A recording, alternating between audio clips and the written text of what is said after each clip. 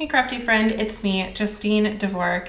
I hope you're doing so well. Today is May 1st, so happy May. I'm very excited to be here with you today stitching.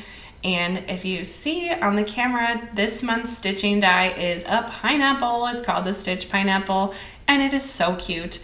I'm so thrilled to see how people use it in other ways besides a pineapple. I already have a good friend who mentioned about using this in a different way.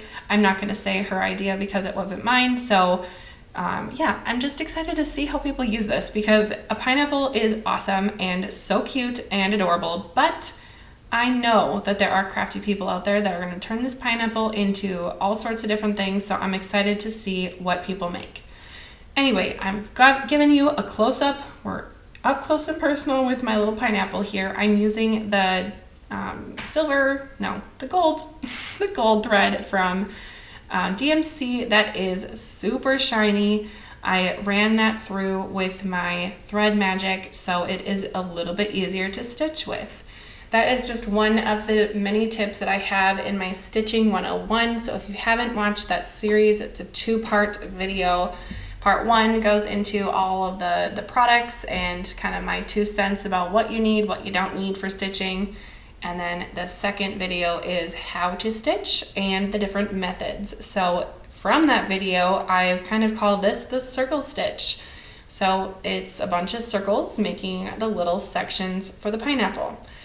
You're just going to go up the outside and down the center. Can you do it the other way? Go up the center and down the outside? Sure. But to me, this method works better, especially when there is a lot of thread going into that center hole. When you push your needle going from the bottom up, when there's a lot of thread, sometimes that needle carries the thread forward and up, and it leaves weird bunches. So this has kind of become my habit, my go-to process for stitching in general.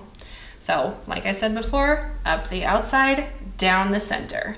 And as you move from hole to hole, you just kind of bring your needle up to the next one. And every once in a while, I will say it's good to check the back. So just make sure you're checking the back every once in a while to make sure that there's no crazy knots happening there. You haven't stitched maybe the thread around your finger. I've done that. Anyway, stitching has always been such a love for me. I am so excited to take this pineapple stitch die up to the cabin. I'm going up north on vacation sometime this summer, so I know that I'm going to have time for stitching. And I'm going to bring this pineapple with me because I want to make some funky pineapples. This one's a little more realistic, but I want to make like a pink pineapple, a teal pineapple, an orange pineapple, a green pineapple. I want a whole rainbow of pineapples just for fun. And the sentiment that is also part of this month's clubs that says you are sweet to the core is perfect for this pineapple. So to me, adding a cute die with a pun is perfect. That is my kind of crafting. So like I said, I'm gonna bring this pineapple up north and we're gonna get stitching. Anywho, the whole point of saying that I was gonna bring that somewhere was because I wanna tell you, you can stitch on the go. Yes, this is sped up. Don't think I have crazy stitching abilities and I can stitch this fast. It's sped up. Anywho, this whole voiceover thing has been quite new for me. Because if you know me, you know I'm a very chatty person. So getting this in a 10-minute video format has been interesting. Moving along, you can stitch anywhere. You can stitch on the plane, on a train, in the car if you're not driving, by a campfire, on a deck, outside, inside, in bed, in a chair, on the floor, anywhere. You can be stitching. And I think I should probably make a little video or maybe even just a short of what I take in my toolbox when I take my stitching on the go, which I probably will do maybe right before vacation or after vacation, just so you can see. Basically, it's what's in my little pouch there. So it's my needle, my thread magic, a needle threader, little scissors, and I guess my stitched elements, and maybe a little bit of liquid glue. I have had that in my kit before, but I'll just kind of give you like a little rundown on that in a future video. Now, have you noticed the background that I've got going on the side here? Oh, before I talk about my background, here I am switching my threads. So I'm just gonna do a quick little back stitch, pull it through, snippy, snippy, and start again. It's that simple.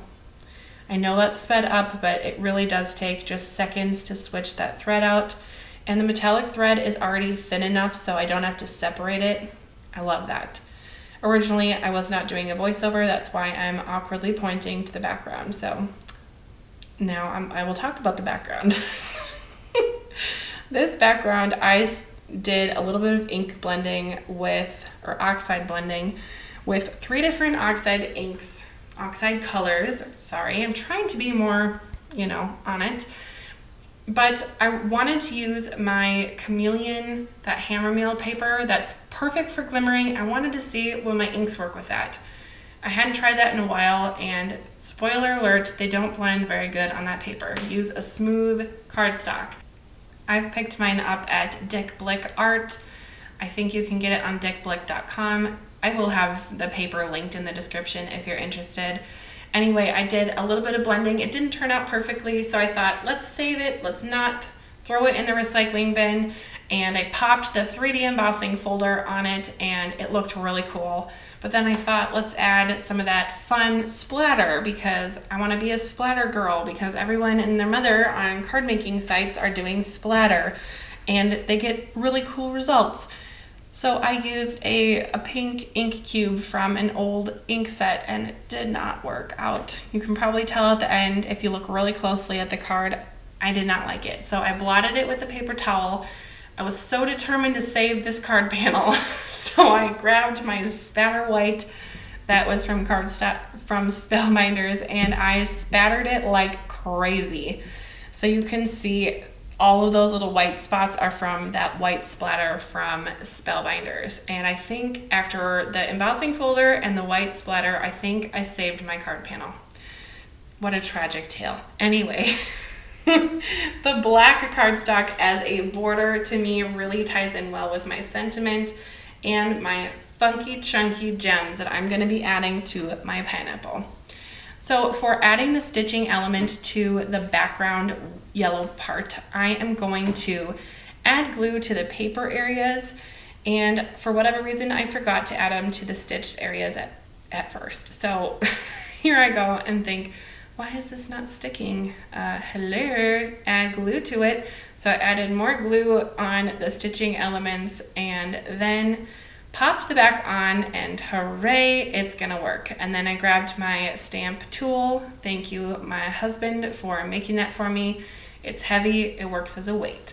So as that dries, I probably checked my Facebook group. Now, by the way, if you don't know, I do have a Facebook group that is for all things Spellbinders. It's called Spellbinders Maker Group. So if you have not checked that out, I do have a link for that in the description.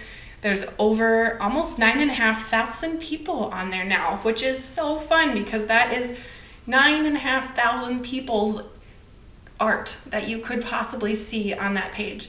I am certain that you are going to be inspired if you come to that page, and I would also encourage you to share your makes on there. Okay, let's talk about my chunky gems. These are technically for nail art, and I love this color. It is like a deep holographic purple, pink, yellow. Now, I'm going to give you some close-up pictures at the end so you can really see that, but they are so unique, and I would not use these on just any card because their color is very funky monkey. So I think this pineapple, with all of its kind of quirkiness, really fits the bill. So I'm just going to add even more glue here because sometimes that glue soaks down into the hole. So more glue will hold the gems much better. Can we just say shout out to my little gem picker is what I call it, but it is a tool. This one is from Trinity Stamps. Love it. There's also one from, I can't remember. Gina K from Gina K that is very popular online. So I've heard that these two are very similar. I don't know why, I just had a brain moment there. Okay, now I'm going to be a little picky and take the other side of this tool that is a pokey tool and just fuss with my gems so they're kind of straight. But again, this is a homemade card, so we're not going to get crazy. And I'm going to pop my sentiment up with some foam. Like I said before, this is a better press sentiment. You know I'm a better press babe, so I got to put a better press sentiment on my cards.